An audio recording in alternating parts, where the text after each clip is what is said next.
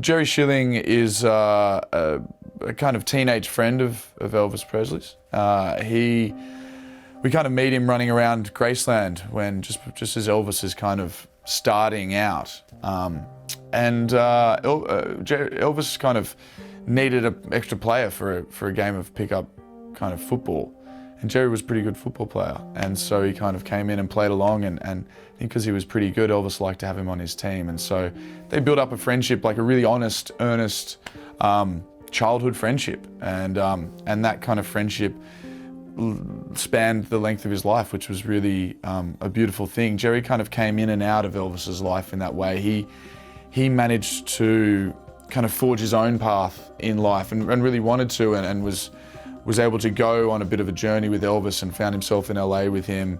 And then Jerry was kind of interested in what he could do with his life, and so he was able to become a music manager and kind of get into the business, but still have Elvis as a really good friend and still be there as a sounding board for him and to give him advice and to basically be his friend and to look out for him. So it's a really lovely relationship that they have in that way. It's a true friendship and an honest friendship that, you know, people in Elvis's position sometimes don't get.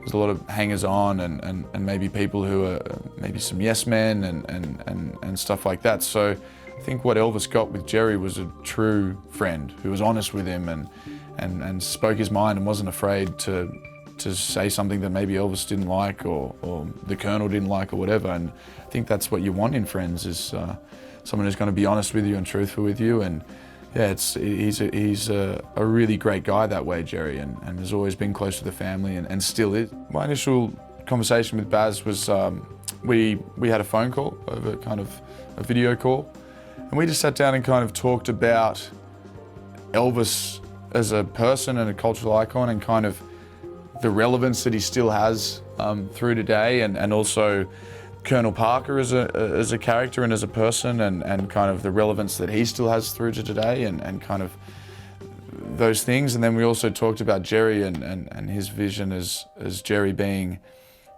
the audience inside this in a way. The kind of, we just want the best for him, and we can kind of see what's happening to him, and we're the ones screaming out, are we going to stand by and watch this happen while everyone else does? And kind of feeling a little bit like Chicken Little. I think Jerry is a little bit of a character that we kind of talked about, this guy who can see what's going on, but no one's listening to him, and everyone's ignoring him and ignoring what's right in front of their face.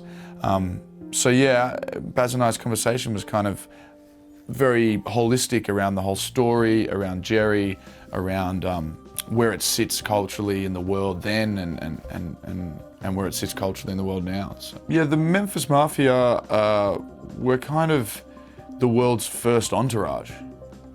Like, I think Elvis was like the first person to have an entourage, and that was their role in that way, and they kind of were the leaders of that idea that people in these positions culturally kind of need to have that kind of support network around them.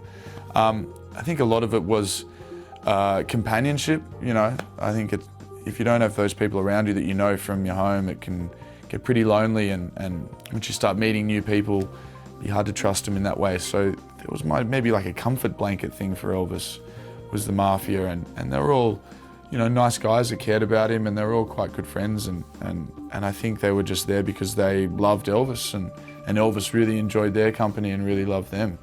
So it was just kind of, if you got the opportunity to take your mates everywhere, you'd take them everywhere, wouldn't you? Austin Butler brings a determination to the role of Elvis that is really amazing to see, and his dedication to it and the work that he's put in has been quite amazing to see someone transform into another person, but then still have a sense of self, and to not do an impression, but to be able to embody this person and then still make him their own and their own unique thing has been a really impressive thing to see.